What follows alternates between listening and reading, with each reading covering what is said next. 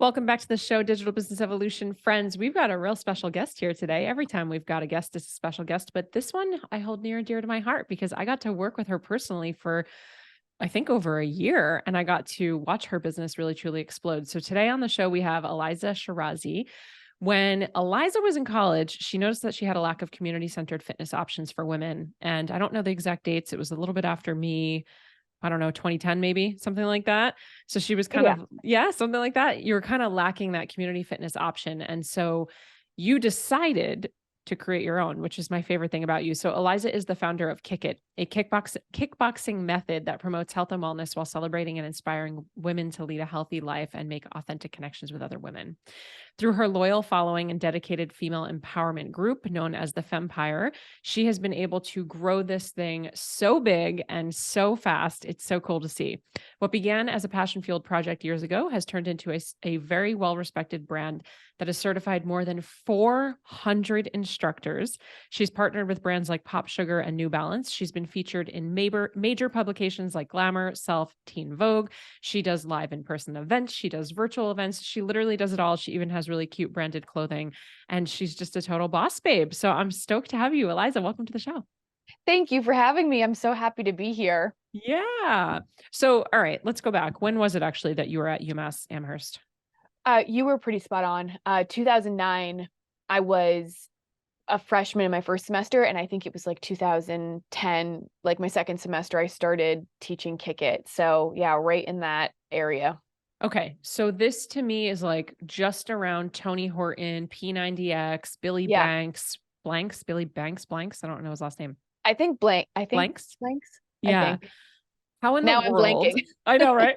How in the world did you think like, hey, little old me, this is a great opportunity for me to like compete against these massive people, brands, companies? I mean, we're talking the days of DVDs that people were getting DVDs Yeah. mailed to their house. So Mhm. at what point were you like, yeah, I'm going to just formulate my own kickboxing method?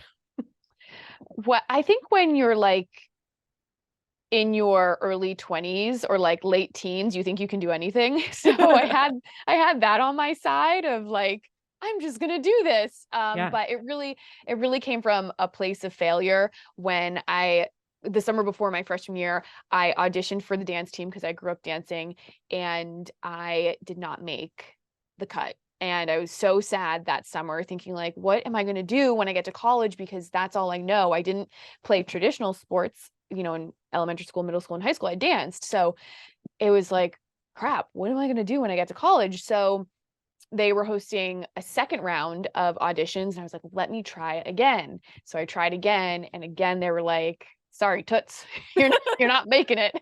So I had to kind of like give myself a little bit of an ego check, because it Yeah. was like, oh my gosh, like someone's telling me I'm not good enough to do something that I've been doing forever. Sure. How humbling. And there's a lot of parallels between, I think, the dance world and the fitness world. And I've seen so many people from the dance world transition into fitness and wellness because it's of the same vein in some way. So I had grown up taking some like group fitness classes with my mom, and I just loved being in a studio, whether I was dancing or, working out. Just moving my body in a studio space was really appealing to me. So I thought, let me just try some of these group fitness classes. There was a step aerobics class, and I knew I loved it. I mean, Yeah. I know some people have made step aerobics cool again, and Yes, as it should be cool, because it's such an amazing format it that is. gets you like thinking and Yeah. coordination and music. It's so fun. So Did you know I taught step aerobics all 4 years of college? I did not know I that. was the lead step instructor at URI. Yeah. And Or it if I, was cool. Excuse me. y- It was super cool. You V-step. You V-step, yes, you're the V cool. step. Yeah. Yes, totally. If I knew that, I forgot, but I don't think I would forget that because that's noteworthy. I love that. Um, Yeah. So I took a step aerobics class, and it's so funny because the gym, I went to UMass Amherst, and the gym at my college at the time was in the basement of like a racquetball court center. Okay. So the class was in this like dingy basement, and I loved it. And so I Yeah. went up to the instructor after class, and I asked her, how do you do this? Like, how do you become an instructor? And I always, whenever I shared the story, I always mention how gracious this instructor was, because she could have just like, poo-pooed me away, like, who's this freshman, trying to Yeah. take my gig sort of thing. She was so nice, and without any question, just connected me to the group fitness director at my college. And the timing worked out really well because that was my first semester freshman year.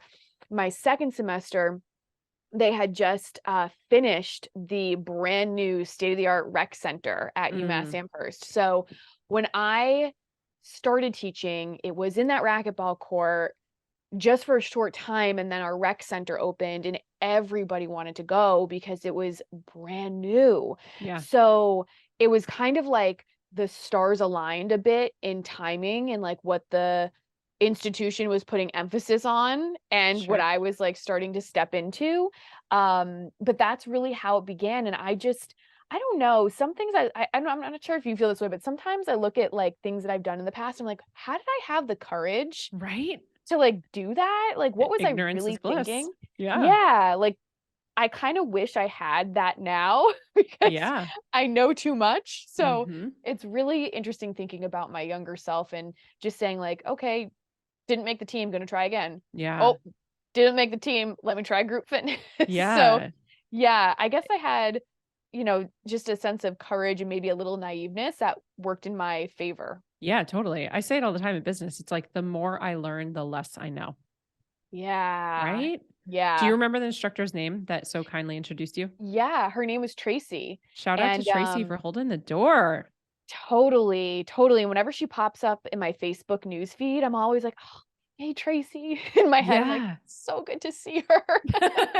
So good to see her shining. I'm so grateful for her because it's people like that who make a really big impact, and they don't even realize it at the time. Isn't that wild? And you're doing the same Mhm. thing right now for someone else. You're the Tracy for somebody else. Yeah, it's really crazy. You don't even Yeah. realize it. Yeah, so cool. All right, so you start to do these classes. I'm assuming at the time you're teaching like traditional classes that everybody's teaching. Is this when Kick It starts to get formulated? Are you taking pieces of what you like and don't like and making it your own? How did that kind of Mm. start? Wonderful question because again, whew, so naive. Ignorance is bliss. When I met with that group fitness director who Tracy connected me to, I thought I was going in for a conversation about how to teach group fitness. When I got into the classroom that she was in, I opened the door and like the desks were cleared and the chairs were cleared, and she explain that like, "Okay, ready, like, excited to see 5, your 6, 7, 8, you're audition." on. It was literally 5, 6, 7, 8, and I was like, "Oh my god. Okay, I just pretended like I knew that's what this was." Like, Wow. out of, like, pure fear. I was Yeah, like, "I yeah. can't look stupid." So, out of pure fear, I was like, "Yeah, really excited to audition." And, no joke, I taught 8 counts of, like, a real probably a really bad kickboxing combination. And I remember after she emailed me and she said, "What do you want to call the class?" And I said, "Let's just call it Kick It." And it was as simple as that. And over the years, I certainly started to tailor the class and the content. But from the jump, I was teaching Kick It, like just making it up as I went. Unreal. What'd you go to school for? What were you studying? I entered my freshman year as a communication major, and then I realized this was actually unique to UMass. They have a public health track where you can do social or science. So I did the social track and I just paired it with communication because I am terrible at anything science, math related. Put me in like a writing class or like learn how to talk to people sort of thing, social and behavioral sciences. I'm good at that. Yeah, So I just put those two things together, and normally people don't use their degrees. sure. I didn't think I really was going to either, but I guess I kind of am now. At what point though were you deciding that you were actually going to turn Kick It into a career? Because I would imagine, I mean, for me in college, I was teaching about 15 group classes a week. That was the cap. We weren't allowed to teach any more Oh than my that. god. Yeah, so I was doing about 15 a week and doing some personal training clients and stuff as well. But it wasn't like a career path for me. I didn't think at the Mm. time. It was just sort of like a means to an end, make some cash so I can live on my own in college. I don't know if that's what it was for you. was there a moment though that you decided like, wait a minute, I'm going to go all in on Kick It when I graduate? No, I didn't think I was gonna continue. I was teaching Monday, Wednesday, Fridays at like 5 or something, or Yeah. 5:30, and I just like really, and this is how I am, I think, because the older I've gotten, I'm like really still like this. I was just living in the present moment and not really thinking like so far ahead. It was just kind of like what I was doing right then and there. But I had a lot of people like championing me. Is that a Yeah. word? Is that a Yeah. phrase? Oh yeah. Yeah. Yeah. You know when like you think of it in your head and it comes out and doesn't sound right? That's what that was. A lot of people were cheering me on and were extremely encouraging, pushing me to think about like what I wanted to do when I graduated. And this is when I think being young and naive is not so helpful, because I didn't have as much of a backbone as I have now. Mhm. So I really took into consideration what everyone else was thinking I should do. Yeah. And we'll get into it, but a little bit later on in my journey after I graduated, it became extremely hard to figure out what I actually wanted Yeah. versus what other people saw for me. Um, and that like bridge between those two things and thinking, am I disappointing people? Sure. Like, should I be going down this path Joe Schmo says I should be going down? And just like questioning what is right and wrong. Yeah. At this point, how many people are showing up for your classes each week? A lot. It was so fun because on campus, if like one girl does something, she tells all of her girlfriends and they all come and do it. So Yeah. I was teaching classes to maybe like 40 or 50 people in the beginning Wow. in like one of the new studios, and then there was a downstairs space in the new rec center. And that space, I think it's where like the wrestlers would practice because they could put out those floor mats. It was Yeah. huge, the space. So there were like 100 people in class. What? It was so crazy. And really, again, I didn't know any different. Like Yeah. I was so naive. I really didn't know any different. And for students, I hate to say that it was free because they're paying tuition to be Sure. there, but there's no barrier to entry if they're a student already. Right. So for them, it's like a no-brainer to show up to this thing. And there was one point, not in the big space downstairs, but when I was teaching in the 40, 50 capacity space, there was a ticket system we had, and this only happened like 1 or 2 times, but my friends would hide in the closet of the fitness studio because they were like, "We're not gonna get a ticket, so we're gonna wait in here." And Oh I got my in trouble God. for it. I'm like, "What is this? Like, is this normal? Like, is this how group fitness is?" And it was kind of a rude awakening a little bit when I moved to Boston, Sure. because I was like, "Where is everybody?" Yeah, yeah. Oh my gosh. Well, because you also, I've been grateful enough to take a Kick It class. I've obviously seen so many of them virtual Yeah, and live in person. It's a right. party. Like it's a Yeah. full on, it's great music, it's fun movement. You have an incredible community. So I can see how it would almost spread like wildfire in a campus setting. I mean, Yeah, it makes total totally. sense. Was For the sure. school like leaning into it and saying like, wait a minute, we've got something here, Eliza. This is amazing. Cause I'm imagining you're Yeah. probably one of the only instructors who have 100 people in your classes. It was definitely noteworthy. And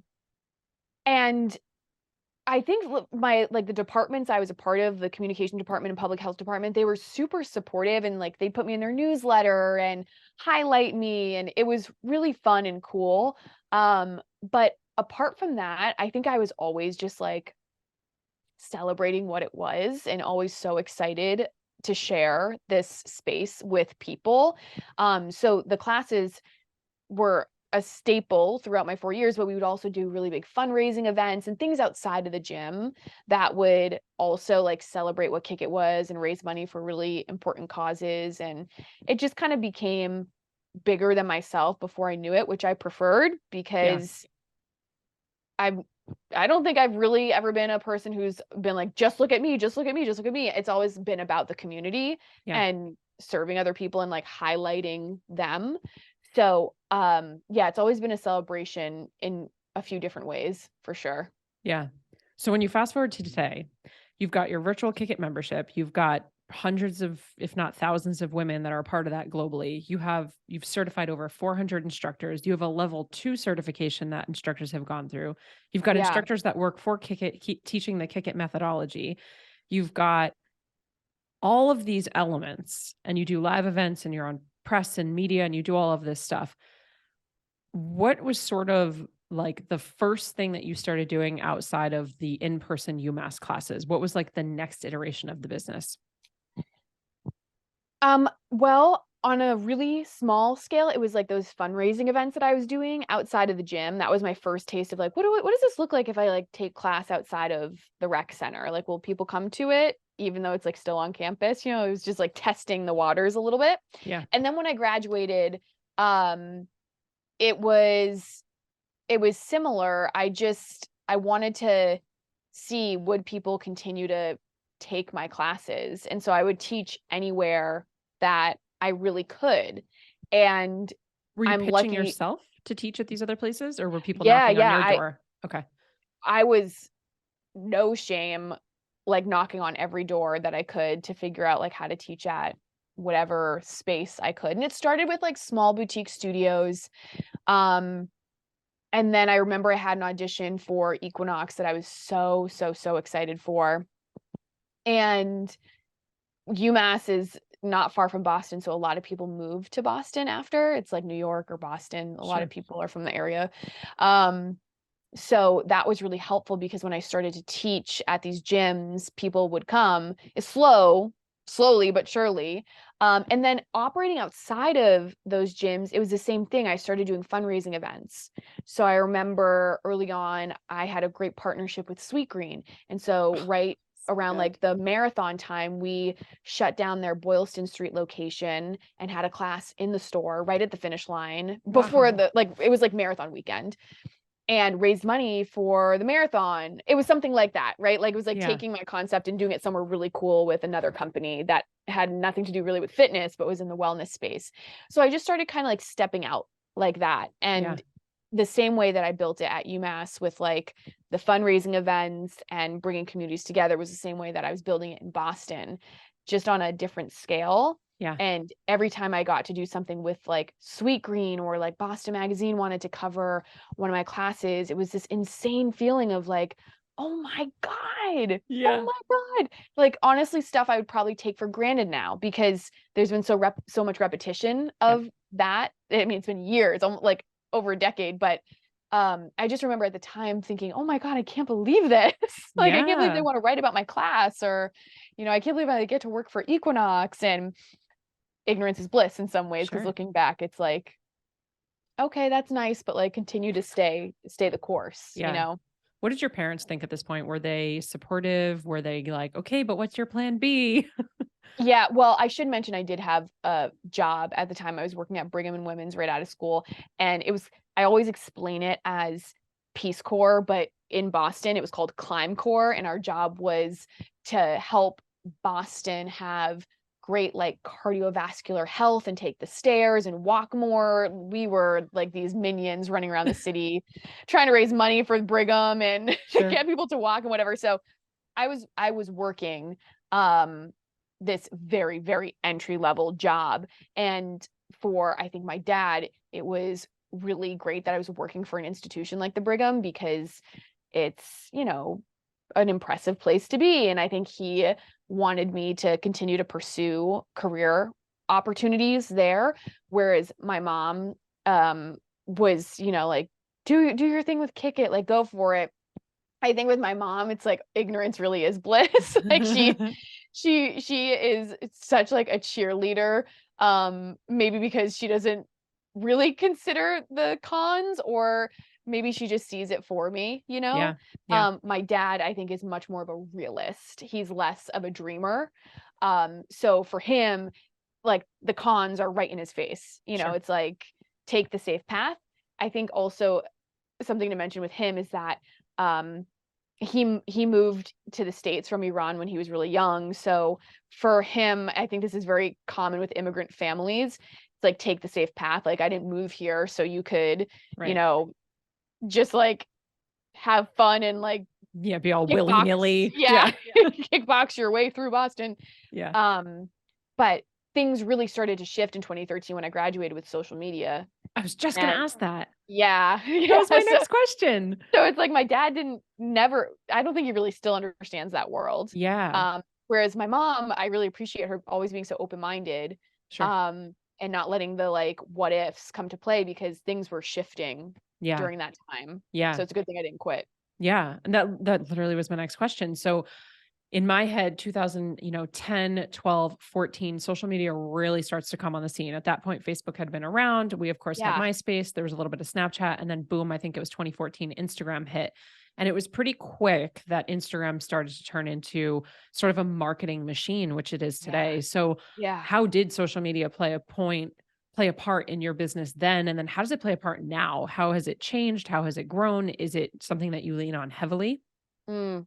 I feel like social media has always been a pain in my butt because like I care too much or I have cared too much in the Yeah. past about it, especially when it first started What about becoming though? this marketing machine. Just kind of like keeping up with the Joneses, like, oh, Mm, like looking at what everyone else is doing. And, at the beginning it was like, oh my God, look at all these cool events and how many likes this person is getting. And I really feel like it wasn't until like 2019 maybe where I wasn't so concerned about the likes and like what people were posting. I feel like things really shifted. yeah. Um, I don't know. We can get into the pandemic time for sure because that's when we got to work together. But Yeah. it definitely shifted during that time because engagement started to get really high because everyone was home. But then I feel like after the pandemic, like engagement for a lot of people, including myself, was just tanking. Yeah. So it was almost like I didn't have a choice but to not put so much emphasis on it anymore Yeah. because there was such a big shift. But that's kind of like at the end of the wave. The beginning of the wave, it was so cool to see all of these boutique fitness studios popping up in Boston. That was a really 2013, 2014 was a big time for boutique fitness. I remember it was like the new thing, like Well and Good was always writing Yes. about it. And like, Mind Body Green. yes, yes, all of these publications, it was like boutique fitness, boutique fitness. And that fit really well for Kick It because a lot of boutique fitness spaces, are doing like the bar, the Pilates, the Piloxing, the Taibo, like Yeah. whatever they're Yeah. doing, cycling, spinning. So my work really fit in that wheelhouse. So that was cool to see. And I was super active on social media, and it was such a great way for me to reach so many different people and also work with, places like Sweet Green or, Yeah. New Balance and all of these places. And now social media almost acts like a resume for me. It's Yeah. like instead of sending people to my website, I link to my Instagram because I'm like, Totally. this is who I am. Yeah. And But you can see my community, you can like watch videos, like yeah, it's much more of a business card than anything else now. absolutely. I mean, there are articles that say millennials and what's below us, Gen Z. Yeah. We're actually faster to go on Instagram to look things up than Google, which I know for me is super, super true and relevant. When Mike and Yeah. I lived in the RV, we'd be in the middle of somewhere, Stanley, Idaho, and I literally would go on Instagram to look for a restaurant or like a hair Yep. salon or something, right? And so Totally. it's definitely become a business card. Back in 2014, 15, even 16, it was kind of the Wild West on Hmm. Instagram specifically. And so I wonder if you did some of the same things that I did. I'm guessing you did. This is when I was growing my fitness business, and you would sort of take a picture because there weren't videos on there yet. And when you would post the picture, you would tag all the different magazines and all Yeah. the Yeah. different Yeah. publications, and you would tag the clothing you're wearing, and you would Yeah. Yeah. just Yeah. hope that they would DM you for a collaboration. But they did. Over time they Yes. did. And it was so cool to be able to do that. Totally. I mean, it's so funny you mentioned tagging because um the past couple weeks I've been on my stories and just doing a very quick like 10-second video of what I'm wearing. Not me necessarily like putting everything on, but I'll like be putting my shoes on and my sunglasses on, my backpack, and I'll tag what I'm wearing. But I wouldn't necessarily do that in Instagram posts like I would. Sure. But in my stories, it's still really a fun way to connect with brands. And also, I'm doing it to engage my followers to just keep like asking questions of like, what is she wearing? What is she doing? And Mhm. so when I'm maybe wearing, my own Kick It merch, it's like, oh, that's a Kick It top. Can I get that? Yeah. It's a different kind of play now. Yeah. Um, but back in the day, I would for sure tag like self, shape, Yep. well and good. Teen Vogue, whatever else is out Pop there, My Sugar, Body. Cosmopolitan. Yeah, My Yeah. Body Green, all of Yeah. them. Every post of mine, I tagged Yeah. everybody, but it worked back then. It's funny now they Yeah. actually have like tag blockers. So for Oh, certain, not yeah. so much brands, I haven't seen it, but for certain people, for example, I was just at a Dr. Joe Dispenza retreat. You Yes, actually I saw can't tag that. him. Yeah, yeah, yeah, yeah. Like he Right, has a right, block right. on, Yeah. which I think is so interesting too. It's just evolved so much. So social media, I'm sure, has played a huge part. That's how we got connected, was through social Yeah. media. Yeah. Yeah, yeah, yeah. Yes, totally. Yeah. And it was like, I'm sure I did the same thing, like, oh, Jess, like, let me look at her Instagram and like, let me see who she's worked with. And like, I'm Yeah. sure I did that when I first learned about you. Yeah. Um, Instead of Googling you, I definitely went to Instagram. Yeah. What do you think Kick It would look like now today with all the different sort of layers of Kick It or the arms of the business if you didn't have social media? Oh man, I think I would be missing out on a lot, a Mm, lot, a lot. Um, it's really interesting because some of my work has bled into the influencer world.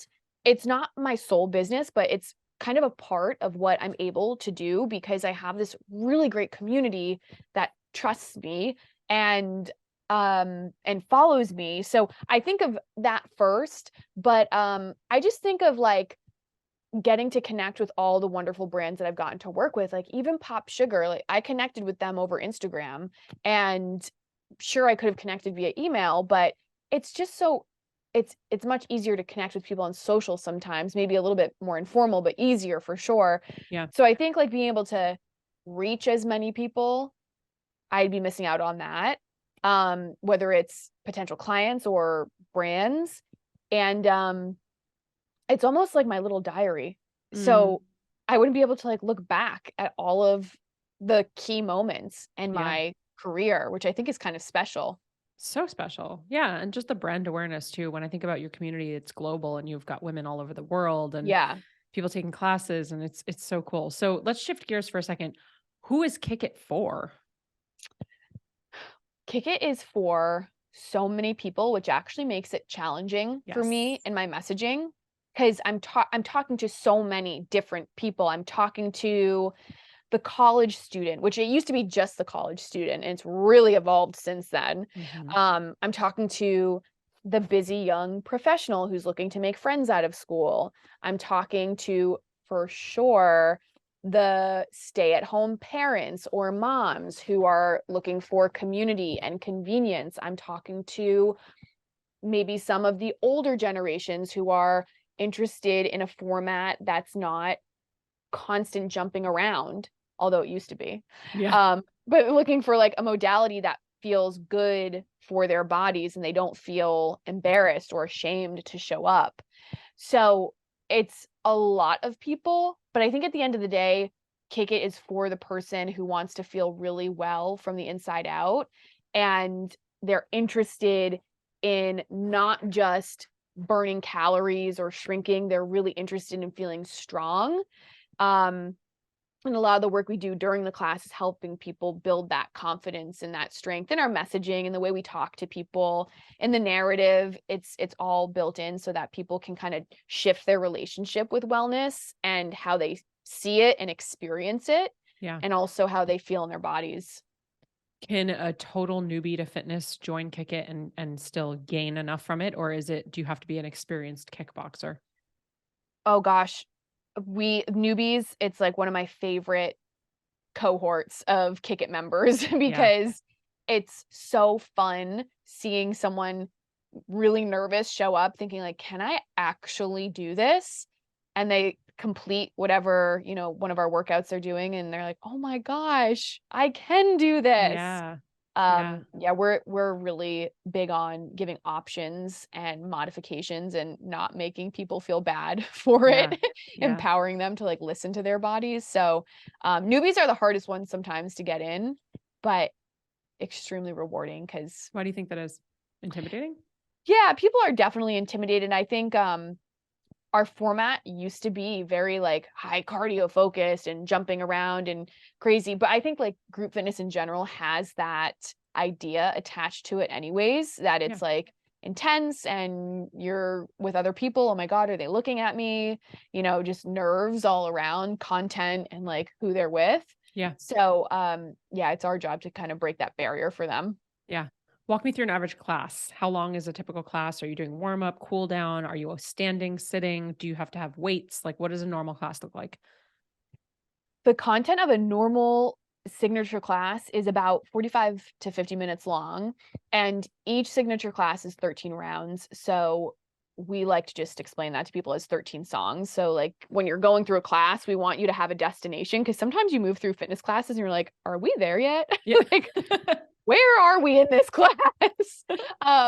So 13 rounds or songs, those are the markers that we use for every signature class. We start with a warm up and then we go into a lot of cardio and give options along the way. And then the final piece of class, we usually have our mats out and it's low impact work. And round 13 is a meditative cool down. So we try to strip away all of the physicality of the class and, you know, all the big movements and the chaos and the fun. And we want to help people work on that internal, you know, internal stuff, which Yeah. can be so challenging for people. Like Mhm. maybe the hardest part of the class, like people cannot help themselves but look at their phones or look at their watch, or, you know, like where am I supposed to be? Because we're so hardwired to be on 24/7, especially in that kind of format. So it's really fun to be like, no, this Yeah. is the hardest part of class, probably. Let me guide you through it. Yeah. This 2 minutes for real, super challenging. So now today, from what I remember, you have like sculpt classes and strength Right. classes and right. So you Right. have a couple different types. Yeah, it's been really so fun to experiment with different formats. So we have strength, which we're using light dumbbells. And last year we came out with resistance bands, and Yeah. now we have our resistance bands classes. And I actually used to teach a low impact format in college, like alongside Kick It that I made up in my brain. And so it's been fun to kind of bring back some of those low impact elements to different kind of formats on virtual, at least, just so we can like progress with people and keep it interesting and keep it Yeah. fun. Yeah. Do you also do pre and postnatal? Is it safe for women that are pregnant?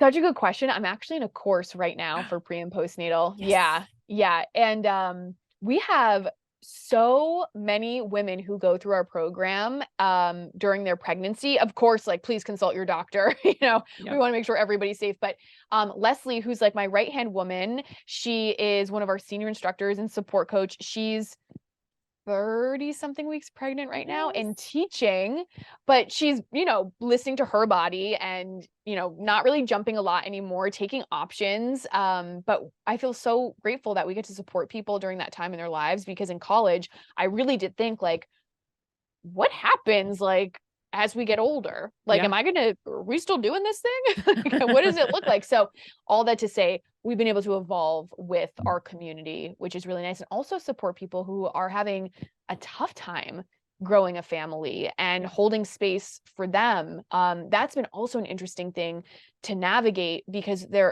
our membership is like 99.9% women. Right. And a lot of them are in their 20s, 30s, and 40s. So in that, you know, demographic, women are going through a lot of things, Yep. you know, so many different things. But that's been something we've thought a lot about, is like how to not make people feel isolated or feel bad, or how to hold space when they're grieving. And people move their bodies when they want to get, you know, energy out. And it's like, how can Mhm. we support that in many different ways? So Yeah. yeah, interesting evolving as a woman with women.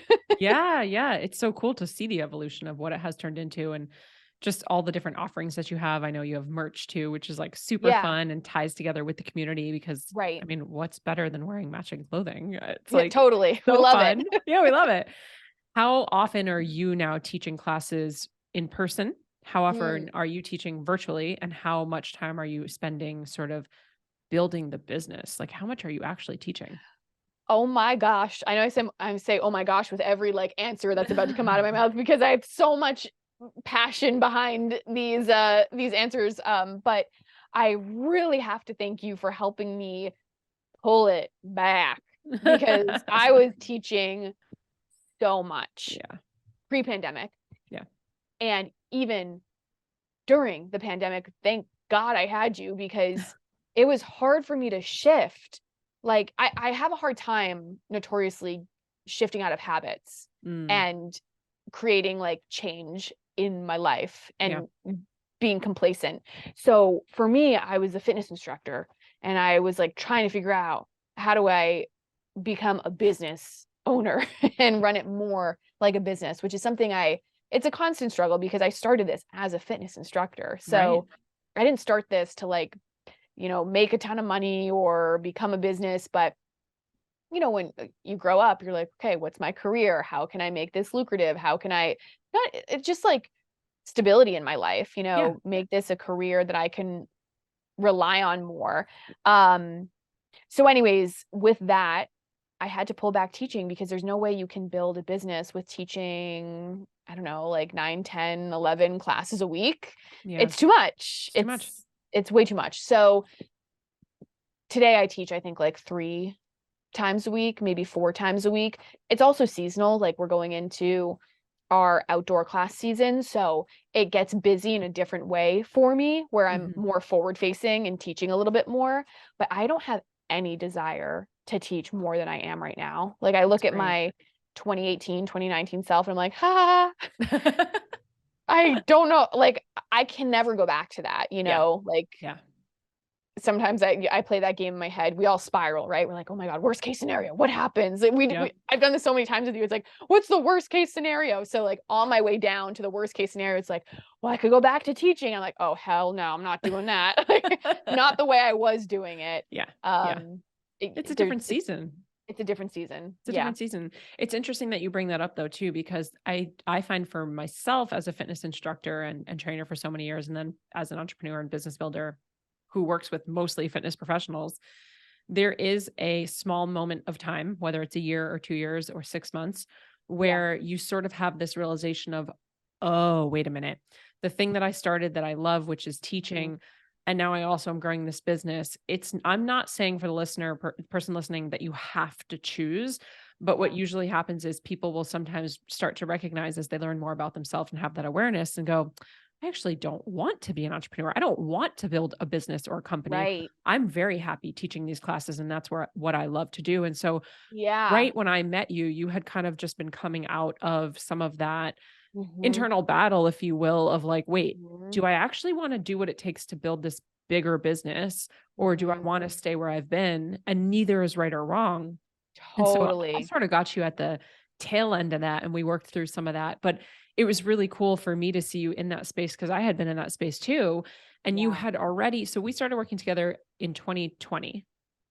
Yeah, I think it was early 2020, if not like the very tail end of 2019. Yes. And you already had a certification program. Yes. So let's talk about that for a second. Did you have a certification program because so many people were asking you to get certified, or was this like a light bulb moment in the shower where you're like, I'm going to throw out my own certification? It was probably 2015-ish. And there's no like front row of kicking, like in some of the cycling classes, like you can only sit in the front row of like whatever. But there is no like formal rule of that. But there were these amazing girls that would always just stand in the front, and they were so great at the class. I thought they could teach us better than I could. Like, why don't I create something where I train them to do it? Also because at the time, I think I was being pulled in too many directions and had no idea what I was doing. I was still working at the Brigham. I was teaching at like 2 or 3 studios, and I was a yes girl. So I wanted, someone would ask me to do something, and yeah, sure, I'll teach, like I'll take it on. And I just thought, why can't I train someone else to do that? And again, it's one of those moments where it's like, wow, I had courage to like do that, like now I feel like tired. I'm like, do I have the courage to do something like that again? Probably in a different capacity. But back then it was like so new, like there was nothing built. And I was just like, let me take this idea from my brain and bring it to life. So it was more out of a necessity of some of the inquiries I was getting for classes. Sure. And also seeing people in my class and like, they could absolutely teach this. And so my first one was February 2016. Some of those people, like a couple at least, are still certified today, like actively teaching, which is so funny. Unreal. But I how never, did you start it? Did you like announce it at the end of class one day? I'm thinking of doing a certification program. Who's yes, interested? yeah, I totally talked about it during class, but social media was like a big Got it. thing. I get memories on my Facebook. And one of the memories that will pop up in February is like the flyer I created in a Word doc Wow. saying, yeah, I've reposted it too. I have it saved somewhere, but saying like, you know, first Kick It certification, hosting it at UMass Amherst, February Wow. something, 2016. And Canva didn't exist back then, or at least No. I didn't know about Yeah. it. So I was using Word doc to like, move images and whatever and type text. And I just thought like, let me give it a shot and see if I think there were 10 people signed up, which even today, like if 10 people sign up, like, That's great. woohoo! Yeah, that's a Yeah, lot. like Yeah. it's really, that's also something that's shifted too, is like quality over quantity. That's another thing that's shifted over my years of doing this. But I thought if I can train these 10 people to teach this class, then maybe I have something, like, let me just give it a shot. So I Yeah. put together a manual and just tried to teach them the best I could. And I remember Was being so tired after, like I'm sure. spiritually, emotionally, physically drained. Was the kind of like arrangement different than it is today? Meaning, I don't know how it's changed or evolved or what you knew or if you had done research, but was it like, I'm just going to certify them and they could teach Kick It? Or was it they're going to teach classes, they have to bring in leads, or I'm going to take a percentage of how much money they Oh make? Like God. it was just a hodgepodge? No, I was like, well, it's kind of how it is now, but in a more formal way. But I was like, I'm going to teach you guys how to do this. Go do do what you want with it. I Do what don't you care want what with you it. do. Sure. Okay. Yeah. From a business perspective, I don't know that maybe at the time I was, should have put more thought behind it. But I actually was really looking at the Zumba model and thinking about Got it. what they did. And for them, it was like a licensing play. So their instructors go out and they teach and they use their certification. And for me, I was like, that sounds good, because then I don't have to worry about, like ripping $5 here or like Yep. $10 here or whatever. And that's how it is today. People get certified and it's a licensing thing. They're, purchasing the rights to use Kick It and teach it. Yeah. Did you have to go through all the legal stuff to figure this out? Like, was that jumping through hoops? Because I just Um, imagine it holds so many people back from whether they're a fitness instructor or not, the legal side of things, the financial side of things, it holds people back because I'm sitting here going, yeah.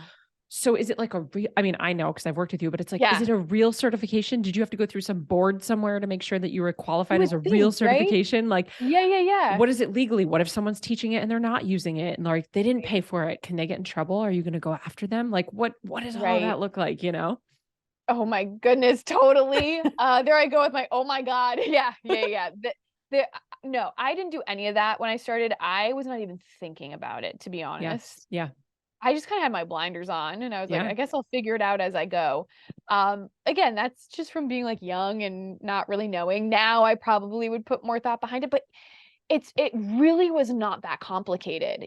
At the time, I don't think I had like business insurance or anything, but I was insured like as a fitness instructor. Yep. I had K&K insurance, and what I told my instructors is you all need to Right. hold your own certificate of insurance before you teach. So I don't even know if that really covered much, Right. but and I had some waiver that was like legal jargon, whatever. Sure. I honestly should update the one I have today. It's not the same exact one, but I should, Yeah. whatever. But that stuff for me, I think it's just my personality. It always has come second. Yep. I've always been focused on like just like content and teaching people and getting it out there, and we'll figure out the rest later. Yeah. But I really understand that some people let that hold them back because it can be scary and unknown, but it usually is not as difficult or challenging as you think it is, Yeah. Yeah. which is surprising. Yeah. And now you have a level 2 cert and you've hundreds of people that have gone through certifications, and certifications Yeah. went from kind of like these big, robust, 2-day in-person things to now you actually do them virtually. Yeah, which has been really a gift. I've learned how to manage my energy a lot better. I was just like pouring my soul into things that were important, but almost giving it too much power. Yeah. So pre-pandemic, we were doing these certification days. They weren't terribly long considering like you're getting certified, but it was probably like a 5-6 hour day.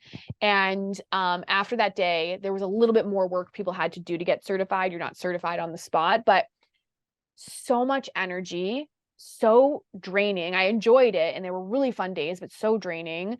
Now they're virtual and it's a go at your own pace course, and I really wanted to keep an in-person component to it, but not the way we were doing it before. So now we're hosting summits twice a year. So we get everybody together twice a year who wants to come. It's not required. And we do, different kind of like workshops and trainings throughout the day. And it's just feels like a better use of my time and energy. Yeah, that is so cool. That is so cool. So with the instructors that are getting certified, what percentage, I'm like throwing you under the bus now, what percentage would you say are people that have been like Kick It users versus just a trainer who wants another certification who's heard about Kick It?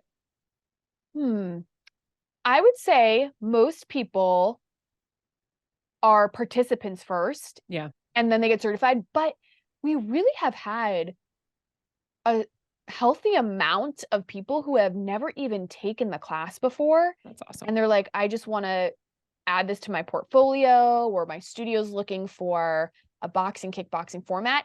And either way, it doesn't matter. Yeah. And that's like the cool part about it. You really don't need A, experience, or B, like participant experience. Yep. Like you don't need experience teaching and you don't need participant experience to do the certification. So majority come from participants because I think it's comfortable, but yeah, and it's changing their life and changing their mood and their body and their confidence and all these things. And they have this incredible community and they want to give back. Totally. Yeah. Yeah. I take no part in this next sentence at all. It just happened to be while we were working together. You did it all by yourself. But one of the things that you did when we were working together was actually get Kick It accredited with AFA and NASM. And so AFA and NASM are like arguably the two biggest personal training, group fitness training instructor certification programs out there, at least for our country. And getting them accredited means that when a trainer needs to re-up their CEUs, their continuing education each year, Kick It is actually counted towards that. So someone can take a Kick It certification and they can get credit towards their continuing credits they need year after year to keep their certifications as a trainer or group fitness instructor, which I think is invaluable. I think it's an incredible thing that you were able to add to Kick It to be able to say that to instructors, because for most instructors or trainers, we are paying out of pocket to continue our education, right? And so when you see something like that, you're like, kill two birds with one stone, right? I'll get a new certification and this will count towards keeping my current certification. Did you see a shift in the business at all? Did that like change? Did you have better retention? Did you have more trainers coming forward? Is there a level of excitement? Would you encourage another instructor like yourself or someone who has their own modality to get themselves accredited? Yeah, I think it's right back to the mindset of things holding you back because you think it's going to be harder than it really is. And I really have you to thank for you pushing me to just like get it done, do it. It really was not that challenging considering the years I already had of certifying people. Like, I just had to submit everything I already had, and it's changed the certification in terms of people who have never taken the class before and want to get certified. Like they see that it's accredited and they're like, oh, like what you're saying, I can kill two birds with one stone. And actually I'm going to be working for like before the fall to get us under ACE as well, because people have been asking like, hey, like, would you do that? I'm not with AFA or NASM. And so it's definitely piqued interest for people. It also gives a sense of credibility, which is interesting because the programming hasn't changed since it's been accredited with AFA. It's like a little blue verified, little check mark. It is. It really is. And I get it. People are investing, some money in their training. They want to know that it's legitimate. But I always laugh because I'm like, it's kind of just like checking the box sort of thing. It's like that verified sort of thing. It's for sure. It's certainly helped. And I'm glad that I did it. And if anyone's thinking about doing it, go for it. It's really not as hard as you think It is if you have material to show that you can teach people effectively. Yeah. It was crazy because when we had started to work together, this was again pre-pandemic, you sort of expressed to me, as I say, this crazy, stupid idea that you had to one day in the future create Yeah. something virtually. And then Yeah. boom, pandemic hit, and you were sort Oh, of presented with an opportunity to go and create that thing, which is exactly what we did. We went head down and we that's what we created your did. virtual membership. Yeah. How's it going today, 3 years later? Oh my gosh. Here I go again with my, oh my gosh. I have so many feelings. It's it's going great. And I always say I'm doing the best I can because I put so much pressure on myself. Yeah, you do. And it's it's something I think I've spoken to you about is it's really interesting building something during a life-changing event like a pandemic where my business spiked. Yep. Like very strange, I'm sure, for some people, listening. That's not the case for so many businesses. Yeah. But if you were virtual, if you were working with Jess, your business was about to skyrocket because Yeah. that's what we were leaning into. So to be candid, I have to be really careful to not compare myself to pandemic Kick It Yep. because that was a unicorn time. Oh, And now I try to compare myself to 2018, 2019 Kick yep. It and the growth that I've had since then. And I think that's what made 2021 and 2022 mentally and emotionally challenging for me because it was like, oh my gosh, it seemed like things were tanking. I'm like, we're done for. We're done Yeah. for. The Yep. trend is like, brace yourself. That's not reality. Like, 3 years later, sitting here today, it just was so weird launching Mhm. something during a pandemic. I'm so grateful I did. Yeah. It changed my business. It literally changed my business. Yeah. But I just tell this story in case anyone else needs to hear it. Like it's so easy to be so hard on yourself and compare yourself Yep. from unicorn times. So now I try to just evaluate and not compare, just evaluate the growth I've had in total. And like, wow, my Yeah. 2017-year-old self, 2018-year-old self would be like, you're doing what? Yeah. It's so crazy. It's So so crazy. yeah, just doing the best I can with what I have. And the virtual membership has changed my business 100% for the better. Yeah.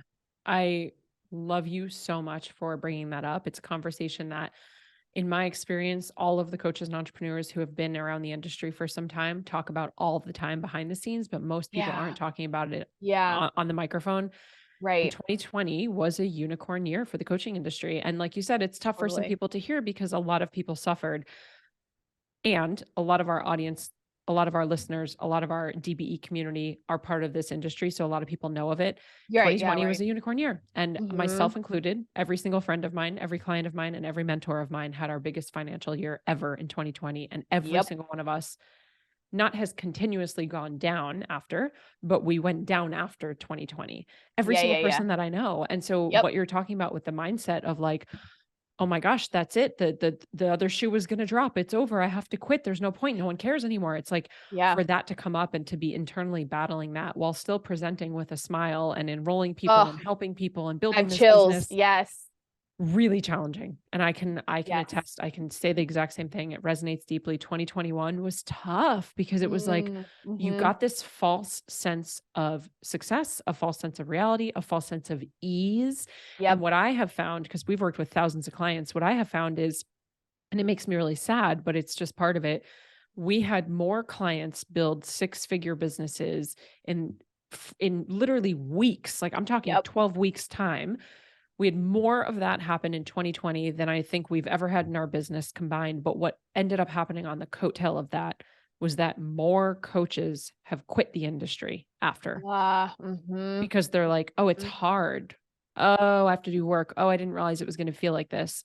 It was so Yeah. much easier before. And so it makes me sad because Yeah. we've lost a Yeah. lot of really great coaches and entrepreneurs who maybe just weren't set up or didn't have the support to kind of go through Right. mindset stuff that came with it. And so it's like Yeah. felt like the great um what's it called? Everyone quitting their jobs, the great great resignment Yeah. happened, Yeah. right? Like Yeah. the great resignation, they called it the great Yeah. Yeah. Yeah. resignation. The Great Resignation. Yeah. We in the coaching industry have also seen this great sort of like just throw in the towel, I've quit, because it'll never be as easy as it was in 2020. And Right. not enough people are talking about it. I agree. And you had actually mentioned something on your stories a while ago. It just like hit me to my core where you talked about it. It was maybe a couple of slides, but you said something about 2020 being a very special year and that it's okay if it feels challenging now. And I watched that story and I was like, thank you, Lord, that someone is talking about it, because I was feeling so alone and kind of crazy. Like, Yeah. yikes, what is happening to my business? And the spiral, I'm like, I'm not going back to teaching 15 classes. No way. Like, Yep. I'm not doing that. So I think it's really important to talk about and normalize it. Yeah. And we talked about this a little bit in the workshop that you hosted for alumni, but just like the ebbs and flows of business. Yeah. The pandemic was a unicorn. And so like now I feel like we're in the natural ebbs and flows Right. Yeah, of this is business and actually being, the reality. That was like that yeah. was just like a false sense in another dimension for like a blip of time. Uh-huh. Yeah, Yeah, it totally. is. It's crazy. I could literally talk to you all day. I feel like we're just getting started. Before I get into some just like rapid fire fun questions, pimp yourself out. Where can people find you? If someone's interested in trying Kick It classes, what does that look like? If someone's interested in learning more about being an instructor, what does that look like? What do you have going on? You can find me on Instagram, like the millennial I am, at Kick It by Eliza. That's like the best way to stay connected and also for me to get to connect with you. You can also find all the links right there to take a class. You can do a 7-day trial to our membership. Registration is not open for our cert right now, but fall 2023, we will open that back up.